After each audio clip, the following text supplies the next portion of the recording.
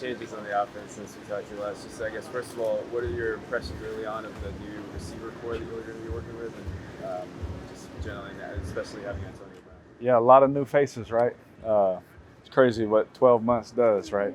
Whole new group, new challenge of getting on the same page and things like that. But one thing I've seen about this group is they work crazy hard. A lot of people say they do, but these guys, like they're texting me saying, "Hey, I'm in town. Let's go." Like, I'll get off my couch, I'll bring my kids, and we'll go throw. It's nice. It's nice to see how hard they want to work and how great they want to be. Obviously every quarterback wants to do that, but to have wideouts reaching out saying, "Man, let's go do this," it's pretty cool. And hitting them up saying, "Hey, man, I'm going to be in town. You want to throw this day?" And they'll be like, "Yeah, I'll be there." And literally they're taking flights the next day to get there. It's like it means something to them. So to have that, we all understood that we had to get on the same page. All the guys, we all got together. We all threw, and we understood we had some making up to do. But I think we've hit a good stride and we got a little ways to go. But it was definitely nice to not only get really good players, but guys that want it that bad. How do you build rapport with so many guys one off season to get this thing to where it needs to be come week one? Well, the cool thing, about it is the way we meet, we always meet together, and other places, and what it's an open dialogue, people are talking, coaches talking, we're having a conversation. And what that does is it gives you those extra 3 or 4 hours, whatever the meetings are under the PA rules. It gives you those extra time to hear each other's voice, hear each other's thoughts.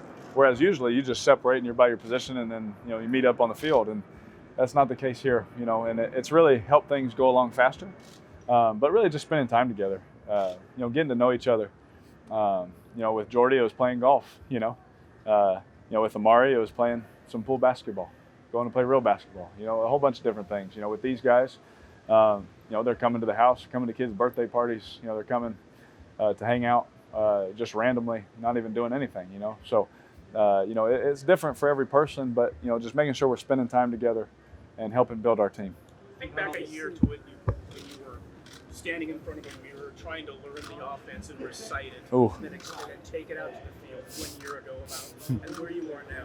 Kind of exactly how far have you come? I thought then I felt good, like, oh yeah, I got this. And I standing here now, I'm like, oh my gosh, like I'm like another planet, and it's nice. It's the second time in my career where I'm getting to say the same things, back to back. And that, honestly, I'm not saying that for any other reason, but to say it's really nice, to look at those guys that have had really long, successful careers, being in that same system, you're saying the same things. I'm correcting things and talking about things with Coach Gruden that other guys are like, hold on, what does that mean? What does that mean? I'm like, I'm sorry, I'm talking about the Broncos coming up in week 1, not just OTA number 1. And it's really nice to be able to have those conversations because I'm not going in there like I was telling you guys. I'm literally learning it and going out 30 minutes later and trying to do it at the best of my ability the way Coach wants it. Now I got a whole year, whole off season, phase 1, phase 2 under my belt. Now I'm going into this like, oh yeah, I got this, and it's kind of, to say it in the best way, it's just kind of nice. It's not comforting in any way, but it's nice to know I'm speaking the same language. I don't have to learn a whole new set of terminology. And more importantly, I know Coach Gruden the way he thinks now. I've played a season with him to where I know what he expects on this down and distance. And this, when he calls a certain play, I know what he wants me to look for. And if it's not there, get to this. I'm already a step ahead with that. I checked a play today, and he just sitting back there laughing like we haven't even talked about it yet. But we're on that same page already. It's kind of nice. When you guys get Antonio back in March, do you spend time looking at his old film to see what he likes, how much time do you spend on that? Yeah. What's that process like getting to know a new receiver that way? Man, for me, it's just for me personally. You look at any receiver that comes in, like when Crab came in, I look back at his Niner stuff. Like, man, what are the things he liked? What are the things that he did at the top of routes? What are the things, so I can start visualizing that in my, I'm big in visualization, and like that is huge. And seeing like how someone breaks on a route, because half the time you only get a split second where you see them break. You don't get to see the whole picture. And I'm throwing behind a mass of bodies, and I just have to know that's where the ball's supposed to be. And getting used to that. And same thing with AB. And Tyrell and JJ and Ryan, all these guys in Renfro, although I didn't watch any Clemson tape.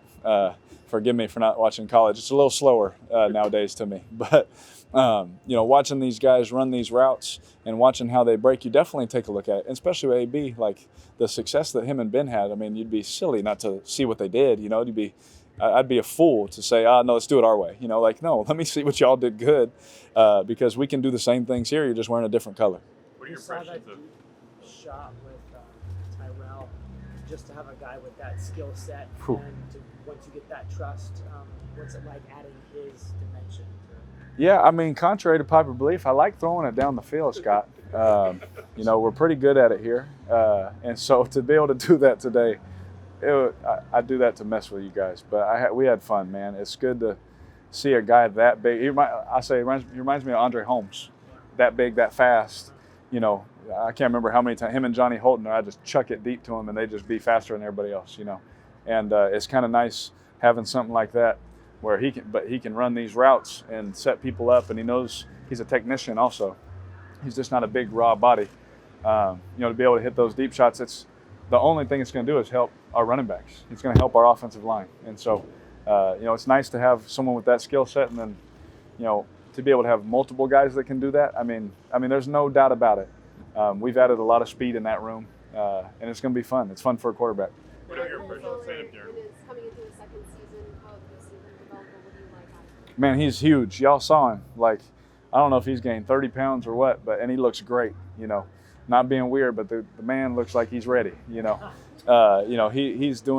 worked his tail off. And I knew that about him all season. When he was playing early in the season, he was locking some people up. And then when he got hurt, he never missed a practice. Never missed a rep in practice. If coach said he got to get out, he's like, no, coach, I'm good. I knew right then and there, man, this guy's going to do whatever it takes to come in next year and be better. And I've seen nothing but that from him. Someone that just gritty. He's super quiet, so y'all don't get to see that side of him. But I've seen him grit his teeth and really bear down in certain situations where I've seen other people cowered away, to be honest with you. And he hasn't shown that, not even close. And to see him come in, how big and strong he is in the weight room and how much it meant to him, it was really cool to see because it confirmed everything I believed about him. Derek, your thoughts on Keelan Doss? Yeah, I think Keelan's going to be a good player. Obviously, he's a rookie, right? He's got a long way to go. But just watching him, you can tell the kid, he works his tail off, and it means something to him. We've had other guys come in here. I've seen undrafted free agents all the time come in here, and they're just like, man, I'm in the NFL. They're posting pictures of them jogging in a jersey and things like that, but they don't really like football. They don't really care. They're just trying to, I guess, show that they have a little influence, show that they're a professional football player when really they haven't made the team yet. They're not, And he is not that at all. He is someone, man. He doesn't want this to just be a one-time stop, man. He wants to make a career out of this. And hopefully, man, he works his tail off and he does make a career out of it. But that's just the initial reaction I've gotten from him, that it means something to him. And you can win with that. What have your impressions been of Darren Waller? Oh my, Waller, he's super slow. He's I don't know if we're going to use him much, but Waller, he's worked his tail off. He's got him and our tight ends have big shoes to fill, right? Jared Cook, shout out to you, Jared. Love you, bro. Thanks for the close. But they all got big shoes to fill. I mean, we threw the ball a lot to Jared, and obviously we had injuries at wideout and things like that, so we had to in certain situations. But Jared made a whole bunch of big plays, and Darren has the skill set, he has the want to, he has the aggression to do it. Now he has to just go do it. And so I'm really excited about him. Darren Waller is super, super fast, if I'm being real, and he works his tail off. He's very smart, and I can check a play within 2 seconds of the play clock being out, and he'll be on it and run the right thing. Like he's super fun to be around. He's a great guy. So I think I can say that about pretty much everyone on our team. We really have a lot of great guys, and it's fun to be around. There are people with national profiles that around draft time were openly speculating that the Raiders were going to draft a quarterback. No doubt. We never got to talk to you about it. Yeah. Did it amuse you? Did it bother you? What was your reaction? It honestly, it got annoying after a while because I'm like literally they don't have nothing else to talk about, and I didn't help the situation. Trying to challenge people to fights. But to be honest with you, I shouldn't have said nothing. But to be honest with you, it was like man, the owner, the GM, the head coach, and the quarterback, I don't know about other places, but here we're all on the same page. I talk to all three of those guys all the time. They tell me good, bad, and ugly, like we are always on the same page because that's what our team needs.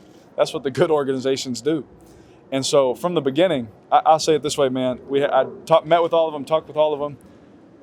When I watched the draft, there was like negative 47% chance that they were going to draft somebody in my mind. Like it would just.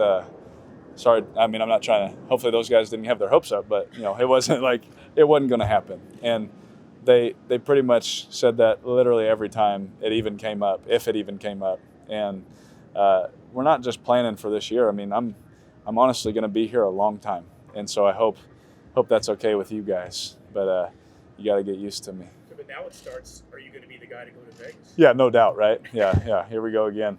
Yeah, let's just get through this year first, and then we'll play that game again. And I'll probably have some more fun with it. But I'm not going anywhere. This is my team, and it will be for the next however long I want to play. Your offensive line obviously could have been better last year. Colton was saying just noticeably bigger. They look obviously all offensive lines are big.